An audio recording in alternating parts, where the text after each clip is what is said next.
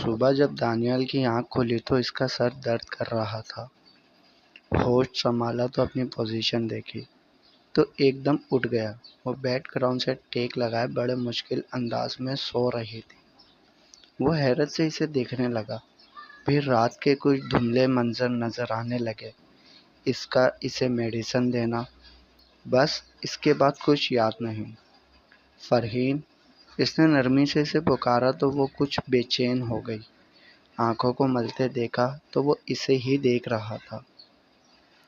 آپ کیسے ہیں؟ ایک دم اس کی طرف بڑھی تو رات کی اکڑی کمر میں درد کی ٹیس اٹھی۔ کیا ہوا فرحین؟ Are you okay? اس نے اسے چھونا چاہا، پھر کچھ سوچ کر ہاتھ پیچھے کھینچ لیا۔ اس کی یہ حرکت فرحین نے دیکھ لی تھی، جو اسے اچھا نہیں لگا تھا۔ بیڈ سے خود کو سنبھالتی اترنے لگی جب اس نے پھر پکارا، فرحین، آر یو اوکے؟ آپ کو باداموں سے الرجی تھی پھر بھی کھائے۔ کیا ثابت کرنا چاہتے تھے کہ آپ کو مارنا چاہتی ہوں؟ جان چھڑانا چاہتے ہو؟ نہیں فرحین، یہ بات نہیں تھی۔ مگر اسے بنا سنے وہ واش روم میں گھس گئی تھی۔ وہ کچھ لمحے سر ہاتھوں میں گرائے سوچتا رہا۔ کہاں غلط ہوں میں؟ کہاں؟ کیا قصور ہے میرا؟ کتنا برداشت کروں میں؟ قریب جاؤں تو گلہ، ہاتھ لگاتے رک جاؤں تو غصہ، میں مر جاؤں؟ تبھی وہ باہر آئی تو وہ اس کی جانب متوجہ ہو گیا۔ گھٹنوں تک آتا ڈیجیٹل پرنٹ کا کرتا، وائٹ ٹراؤزر، گلے میں کمر تک جھولتا ریشمی آنچل، گیلے بال۔ وہ بیڈ سے اتر کر اس کی جانب چل دیا تھا۔ فرحین کو اچانک اپنی کمر کے گرد کچھ حائل ہوتا محسوس ہوا۔ گیلے بال گردن سے پیچھے کرتے ہوئے وہ وہاں جھکتا جا رہا تھا۔ اپنی گردن پر اس کا نرم لمس محسوس کر کے اس کی روح تک فنا ہو گئی تھی۔ اس نے گریف سے نکلنے کی کوشش کی، مگر دانیال نے اس کے ہاتھ آگے باندھ رکھے تھے۔ کوپ دور ہوں، مگر وہ تو سفر طے کر چکا تھا، گردن سے کندھے تک کا۔ بہت گلے ہیں تمہیں مجھ سے؟ دور ہی تو کر رہا ہوں۔ گلے کو دوپٹے سے آزاد کرتا اس کی کمر کے گرد گریپ مضبوط کرتا جا رہا تھا۔ ایک دم گھما کر اس کا رخ اپنی جانب کیا، بال کان کے پیچھے اڑستے وہیں پھنسا کر چہرہ اوپر کیا۔ اس کے سینے پر ہاتھ رکھ کے فرحین اسے دور کرنے کی کوشش کر رہے تھے۔ ہونٹ اس کے ہونٹوں کے بے حد قریب کیے۔ وہ اس کی آنکھوں میں دیکھ رہا تھا۔ جہاں ڈر تھا، اس کے ہونٹوں پر مسکراہٹ آ گئی تھی۔ آنکھیں بند کرتا وہ اس کے ہونٹوں پر جھک گیا تھا۔ یہاں اس کی آنکھیں بند تھیں، مگر فرحین کی پوری آنکھیں کھل گئی تھیں۔ وہ اسے دھکیل رہی تھی، مگر وہ مکمل کھو گیا تھا۔ اس لمحے میں اس کے لمس میں پنکھڑیوں جیسی نرمی تھی، پھر بھی فرحین آزاد ہونے کے لیے مچل رہے تھے۔ آخر کچھ دیر بعد رحم آیا تو دور ہو گیا۔ سرخ چہرے کے ساتھ وہ سانس بحال کر رہی تھی۔ اس کے چہرے پر ایک دل فریب مسکراہٹ آ گئی تھی۔ خود پر قابو رکھتا وہ اسے دوسری نظر دیکھے بغیر واش روم چلا گیا تھا، اور وہ اسے دیکھتی رہ گئی۔ تقریباً 4:30 بجے کے قریب اچانک مرزا کی آنکھ کھلی تھی۔ باہر ابھی بھی نیم اندھیرا تھا۔ واش روم سے جب وہ واپس آیا تو صوفے کی جانب دیکھا، جو خالی تھا۔ پھر فرش کو دیکھا، وہ بھی خالی تھا۔ پھر یاد آیا تو نیچے کی جانب دوڑ لگا دی۔ دروازہ کھولا تو وہاں کوئی نہیں تھا۔ مون سون کا پیغام لے کر سرد ہوائیں بھی چل رہی تھیں۔ اس نے نیچے زمین پر دیکھا تو وہ سر گھٹنوں میں دیے کپ کپا رہی تھی۔ وہ گھٹنوں کے بل اس کے پاس بیٹھ گیا۔ اس نے نظر اٹھا کر اسے دیکھا۔ اس کے خشک ہونٹ کپ کپا رہے تھے، آنکھیں نیند سے بوچھل ہوئی پڑی تھی۔ یک ٹھنڈے ہاتھ اور سن ہوتے پیر۔ بابو، میں اب دائم کا نام نہیں لوں گی، سوری۔ وہ شرمندگی سے نظریں جھکا گیا۔ سوری۔ اس کا ہاتھ تھام کر اسے کھڑا کیا۔ وہ کپ کپا رہی تھی، خود کو سمیٹ رہے تھے، جب مرزا نے بے ساختہ اسے باہوں میں اٹھا لیا۔ وہ حیرت سے اس کا منہ تکتی رہ گئی تھی۔ وہ اس کا وزن اٹھائے سیڑھیاں چڑھ رہا تھا اور اس کی گردن کے گرد باہیں ڈالے حیرت سے اسے دیکھ رہی تھی۔ جس کا مکمل فوکس راستے پر تھا۔ کمرے میں آ کر اسے بیڈ پر بٹھایا، کمبل نکال کر اس کے گرد پھیلایا اور خود باہر چلا گیا۔ گردن تک کمبل لپیٹتی اس کی گرمائش محسوس کرنا چاہتی تھی۔ تھوڑی دیر بعد وہ ٹرے میں بھاپ نکالتا کپ لے کر آیا تھا۔ وہ خود چھوٹوں کو تر کرتی اسے دیکھنے لگے۔ اس نے کپ ٹیبل پر رکھا، اس کے ماتھے کو چھوا، پھر دراز سے تھرمامیٹر نکال کر اس کی جانب بڑھایا۔ لگانا آتا ہے نا، لگاؤ اسے، جو اس نے پکڑ کر رکھا۔ کچھ دیر بعد واپس دیا تھا۔ اسے ہلکا بخار تھا۔ میڈیسن نکالی، پانی گلاس میں ڈالا اور اس کی جانب بڑھا دیا۔ جسے پکڑتے مرزا نے دیکھا کہ اس کے ہاتھ سردی سے کپکپا رہے تھے۔ اس نے ایک نظر اس کے چہرے کو دیکھا اور فوراً نظر ہٹا لی۔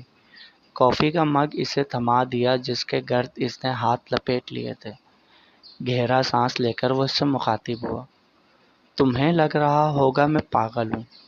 میں نفسیاتی مریض ہوں جو پہلے غصہ کرتا ہے اور سزا دیتا ہے اور پھر ہمدرد بن جاتا ہے۔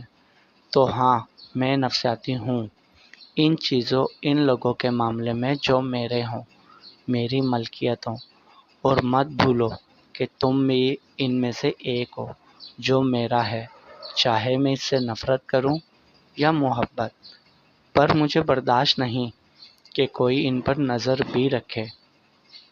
تو تم بتاؤ مجھے کیسے گوارا ہوگا کہ میری بیوی میرے ساتھ کسی غیر مرد کے لیے لڑے، مجھ سے بحث کرے؟ دائم تمہارا کزن ہے، بھائی نہیں ہے تو نامحرم ہی ہے نا؟ میں مشرقی مرد ہوں، بغیرت نہیں کہ میری بیوی میرے سامنے اپنے کزن کی تعریفیں کرے اور میں خاموش رہ جاؤں۔ اور نیک شرف مشرقی بیوی کو یہ بات زیب نہیں دیتی۔ یہ مشرق ہے، یہاں حیا ہی سب کچھ ہے۔ یورپ نہیں، جہاں بیوی شور کے ساتھ بیٹھ کر شراب پیتی ہے۔ آئی سمجھ؟ آئندہ خیال رکھنا۔ اس نے گھبراتے ہوئے اسبات میں سر ہلا دیا۔ یہ پیو اور سو جاؤ۔ اسے سونے کا کہہ کر وہ کمرے سے چلا گیا تھا۔ گر جانے کے انداز سے وہ بستر پر گری۔ وہ مسکرانا چاہتی تھی مگر دائم کی فکر اسے کھائے جا رہی تھی۔ پھر ہر خیال کو ذہن سے جھٹک دیا کہ مرزا نے اس کے خیال میں بھی دائم کو دیکھ لیا تو۔ اس نے ایک نظر گرم کافی کو دیکھا جو اسے کڑوی لگی تھی، پر مسکرا کر پینے لگی کہ یہ مرزا نے بنائی ہے۔ دادی میرا یقین کریں، میں نے اس کے ساتھ کچھ نہیں کیا۔ آپ تو یقین کریں۔ چاچی اور دادی سلاخوں کے پیچھے دائم سے سوالات کر رہی تھی اور فہد پولیس انسپکٹر کی منتیں۔ تبھی مرزا اور عمل کے والد، جو کافی پریشان لگ رہے تھے، اندر آئے۔ وہ تو آتے ہی دائم پر ابل پڑے تھے۔ کمینے انسان تم! مگر اس سے پہلے ہی مرزا درمیان میں آ گیا تھا۔ انکل، ساری غلطی اس کی نہیں ہے۔ عمل نے پہلے پرپوز کیا تھا اسے، مگر اس نے نیت خراب کر لی۔ مرزا بیٹا، یہ باہر نہیں آنا چاہیے۔ اس بات پر فاطمہ بی نے دل پر ہاتھ رکھ لیا تھا۔ مرزا نے جب ان کی حالت دیکھی تو ان کی جانب چلا گیا، انہیں کندھوں سے تھاما۔ بڑی بی، آپ ٹھیک ہیں؟ مرزا، دائم ایسا نہیں ہے، میں تمہارے سامنے ہاتھ جوڑتی ہوں۔ دادی، دائم نے تڑپ کر انہیں پکارا تھا۔ کوئی ضرورت نہیں ہے اس کے سامنے ہاتھ جوڑنے کی۔ مرزا نے غصیلی نظروں سے دائم کو دیکھا تو وہاں کون سی ٹھنڈ تھی، اشتعال سے تو وہ بھی بھرا بیٹھا تھا، آگ بھڑکائے، جس پر آج عمل جلنے والی تھی۔ بڑی بھی فکر مت کریں، اسے کچھ نہیں ہوگا، آخر بہنوئی ہوں، کچھ رعایت کر ہی دوں گا۔ بہنوئی، مائی فٹ، دائم نے پیر پٹک کر کہا۔ آپ سب گھر جائیں، ہم بھی ابھی آتے ہیں۔ اس نے جلانے والی مسکراہٹ سے دائم کو دیکھا تھا۔ شکیل، انہیں میرے گھر لے جاؤ اور جاتے ہوئے ایک شیروانی بھی لیتے جانا۔ اب ہمارا دولہا شرٹ لیس تو نکاح نہیں کر سکتا نا؟ دائم کا بس نہیں چل رہا تھا وہ مرزا کا گلا دبا دے۔ فاطمہ بھی، فہد، مسز فہد بھی مرزا کا منہ تکتے رہ گئے تھے، مگر شکیل انہیں اپنے ساتھ لے گیا تھا۔ دروازے پر دستخط ہوئی تو کھولنے پر ہیر کا ہاتھ منہ کو آ گیا تھا۔ بی بی، وہ ان سے لپٹ گئی تھی۔ بی بی، آپ کب آئے ہیں؟ چاچا بھی آیا ہے؟ اس نے ان کے سامنے سر کیا جس پر انہوں نے ہاتھ رکھ دیا۔ پھر وہ چاچی کی طرف مڑی جو تنگ نظروں سے اسے دیکھ رہے تھے، پھر اس کے گھر کو دیکھتی آگے بڑھ گئی۔ فاطمہ بی نے پیچھے افسوس سے سر جھٹکا۔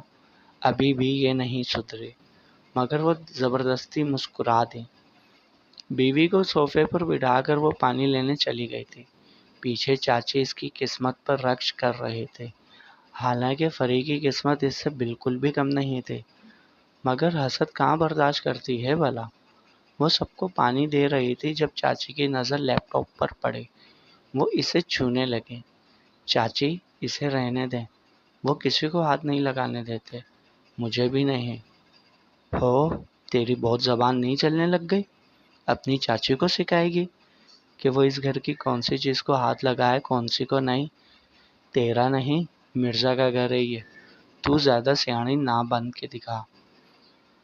اس گھر کی ایک ایک چیز اس کی ملکیت ہے، وہ چاہے تو آپ کو اٹھا کر باہر بھی پھینک سکتی ہے۔ مرزا کی آواز پر ان چاروں نے دروازے کی جانب دیکھا، جہاں آگے وہ دکھی نظروں سے چاچی کو دیکھ رہا تھا، اور دائم حیرت سے اسے۔ اس نے ہیر کے لیے سٹینڈ لیا تھا۔ شکیل نے مرزا کے ہاتھ میں شیروانی دی جسے لے کر اس نے دائم کو دیکھا۔ اگر تم یہ چاہتے کہ سامان کے ساتھ ہیر کو باہر نہ پھینک دیا جائے تو پہنو اسے۔ دائم کی خوشی تبھی غائب ہو گئی تھی۔ اس نے اس کے ہاتھوں سے شیروانی کھینچی۔ ہیر، غسل خانہ کہاں ہے؟ اس نے سیدھا ہیر سے سوال کیا تھا، جس پر مرزا نے اسے کڑے تیوروں سے دیکھا، پھر ہیر کو جو خاموشی سے سر جھکا گئی۔ مرزا کے چہرے پر مسکراہٹ آ گئی۔ گڈ گرل، اس نے پھر دائم کو دیکھا۔ وہ رہا کمرہ، جلدی، پھر میں نے اپنے سالے کی بارات بھی لے کر جانی ہے۔ اسے پہنائی گئی شرٹ کا کالر درست کرتے ہوئے اسے ٹیز کر رہا تھا۔ اس کا ہاتھ جھٹک کر دائم کمرے کی جانب چلا گیا، مگر راستے میں رک کر اس نے ہیر کو پلٹ کر دیکھا جو دادی سے باتیں کر رہی تھی۔ وہ بچپن سے سوچتا آیا تھا جب وہ بڑا ہوگا تو ہیر کو اپنی ملکیت بنا لے گا، اسے اتنی محبت دے گا کہ وہ ہر دکھ بھول جائے گی، اپنی ماں کو بھی اسے کچھ نہیں کہنے دے گا۔ مگر یہ بڑوں کے بول کھا جاتے ہیں محبتوں کو۔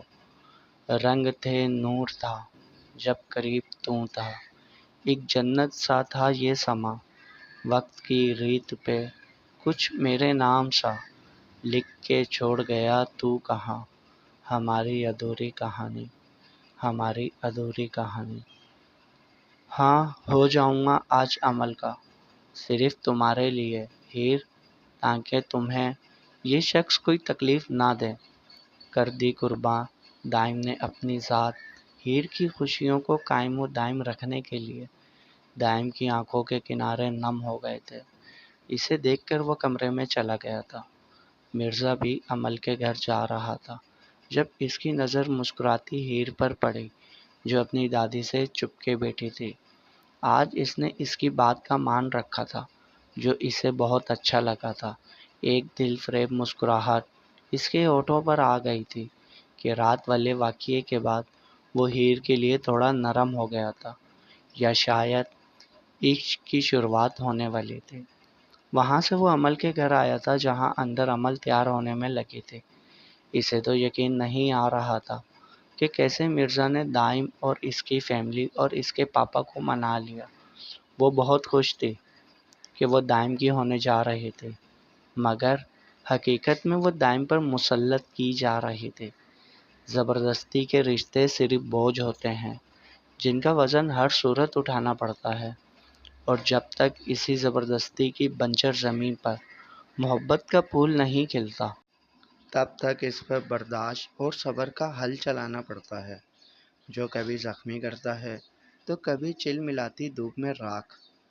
عمل نے بھی صرف راکھ ہونا تھا تب تک جب تک دائم نے اسے سمیٹنا نہیں تھا۔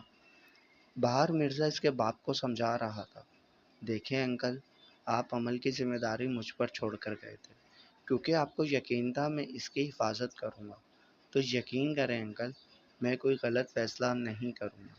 اور عمل خود دائم سے نکاح کرنا چاہتی ہے، اور انکل بہتر بھی یہی ہے، لیکن اس نے اگر میری بیٹی کو کوئی نقصان پہنچایا نہیں پہنچائے گا، میں ہوں نا، اسے سیدھا کرنا آتا ہے مجھے۔ آخر وہ مان گئے تھے۔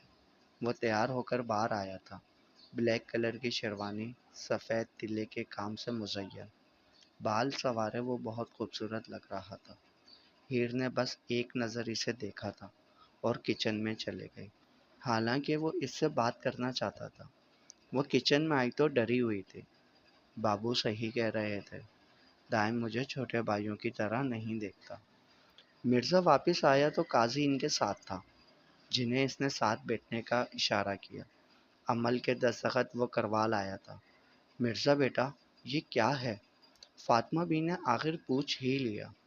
بڑی بی، جس لڑکی کے ساتھ دائم نے بدتمیزی کی ہے، اس نے شرط رکھی تھی کہ وہ اسے معاف کر دے گی اگر یہ اس سے نکاح کر لے، تو اسے آزاد کروانے کے لیے ہمارے پاس کوئی راستہ نہیں تھا، اس لیے نکاح کروا رہے ہیں۔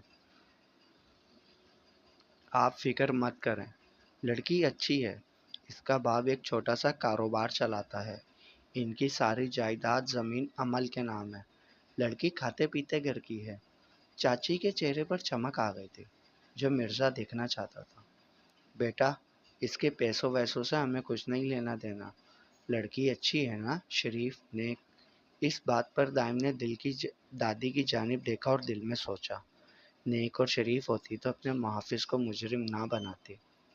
جی بڑی بھی، لڑکی بہت اچھی ہے، پر رخصتی عمل کی ڈاکٹر کی ڈگری ہونے کے بعد ملے گی۔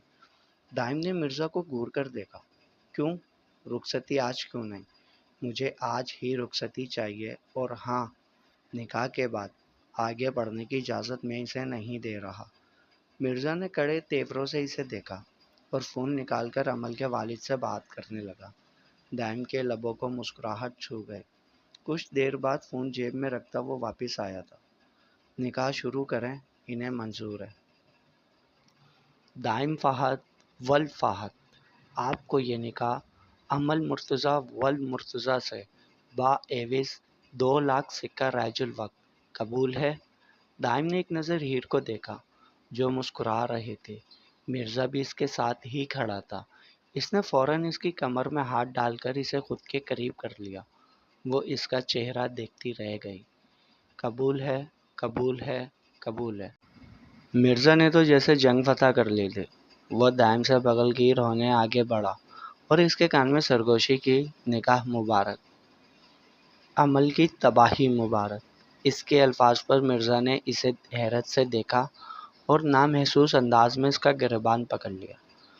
اگر عمل کے ساتھ کچھ بھی غلط ہوا تو یاد رکھنا، مجھ سے برا کوئی نہیں ہوگا۔ دائم نے بھی ہاتھ گریبان پر سیدھا کر لیا تھا۔ اور اگر ہیر کے ساتھ کچھ غلط ہوا تو میں تم دونوں کو زندہ گاڑ دوں گا۔ ایک دوسرے کی آنکھوں میں دیکھتے وہ اشتعال سے بھرے تھے۔ جب ہیر کی آواز نے انہیں ہوش دلایا، بابو، وہ مٹھائی کی پلیٹ لیے حیرت سے انہیں دیکھ رہے تھے۔ ارے ہیر، مجھے نکاح کی مبارکباد نہیں دو گی؟ دائم کے مخاطب کرنے پر اس نے مرزا کو دیکھا جو مسکرا رہا تھا۔ کہو، تمہارے چھوٹے بھائی کا نکاح ہوا ہے، جس خوشی میں مٹھائی بانٹ رہی ہو۔ وہ مسکراتی پلیٹ آگے لے آئی جس میں سے مرزا نے رس گلہ اٹھا کر پورا دائم کے منہ میں گھسا دیا۔ وہ کیوں کر رہا تھا یہ سب؟ وہ تو ہیر سے محبت نہیں کرتا تھا، پھر کیوں دائم کو راستے سے ہٹانا چاہتا تھا؟ شاید اس لیے کہ اسے ڈر تھا کہ دائم ہیر کو ورگلا نہ لے، اس سے دور نہ کر دے۔ کر بھی دے تو 1 سال بعد اس نے بھی کر ہی دینا تھا۔ پھر بھی آج وہ اتنا خوش کیوں تھا؟ برفی اٹھا کر اس نے ہیر کے منہ کو لگائی، جس نے حیرت سے اسے دیکھتے ہوئے کھا لی۔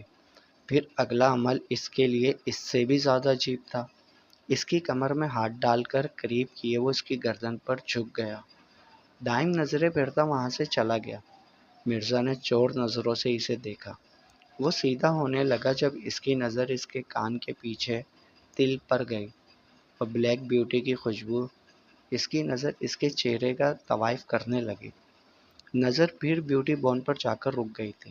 وہ اسے گھورے جا رہا تھا جب ہیر کی آواز کانوں میں پڑی، میں دوپٹہ ٹھیک کر لیتی ہوں، سوری۔ وہ ایک دم اس سے پیچھے ہو گیا، بغیر دوسری نظر اس پر ڈالے چلا گیا تھا۔ مرزا جو کچھ بھی ہوا وہ صحیح نہیں ہوا، مگر اب ہمیں جانے دو، حویلی خالی ہے، گاؤں میں کوئی نہیں ہے وہاں، اور ابھی تو فری کے سوالوں کے جواب بھی دینے پڑیں گے کہ دائم کا نکاح اچانک کیوں۔ فہد مرزا سے استفسار کر رہا تھا، جس پر اس نے اس بات میں سر ہلا دیا۔ ہیر پتر، تو بھی آ جا، کچھ دن رہ لے۔ ہیر کے چہرے پر رونق آ گئی تھی۔ اس نے مرزا کو دیکھا جو سنجیدہ تھا۔ میں چلی جاؤں؟ مرزا نے ایک نظر اسے دیکھا۔ ہمیشہ کے لیے جانا چاہتی ہو تو چلی جاؤ، واضحات تنبیہی تھی اس کے لہجے میں۔ وہ خاموشی سے آگے بڑھ گئے۔ دادی، میں بعد میں آؤں گی، ان کو کھانا کون دے گا؟ پھر ہم اکٹھے آئیں گے۔ مرزا کے ہونٹوں پر اب آج جا بجا ہیر کو دیکھ دیکھ کر مسکراہٹ آ رہی تھی۔ کیسے ایک ہی رات میں تیر جیسے سیدھی ہو گئی تھی۔ دائم گاڑی میں بیٹھا کھڑکی سے باہر دیکھ رہا تھا۔ جب اپنے ہاتھ پر کچھ چبھا تو پلٹ کر دیکھا۔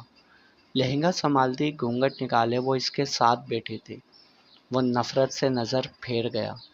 گاڑی دھول اڑاتی جنگ کے لیے نکل گئی تھی۔ جاری ہے بقیہ اگلے پارٹ میں۔ تمام پارٹس پڑھنے کے لیے چینل سبسکرائب کریں اور ویڈیو کو لائک ضرور کیا کریں، اور کمنٹس میں اپنی رائے بھی بتائیں کیسا لگ رہا ہے یہ ناول آپ کو۔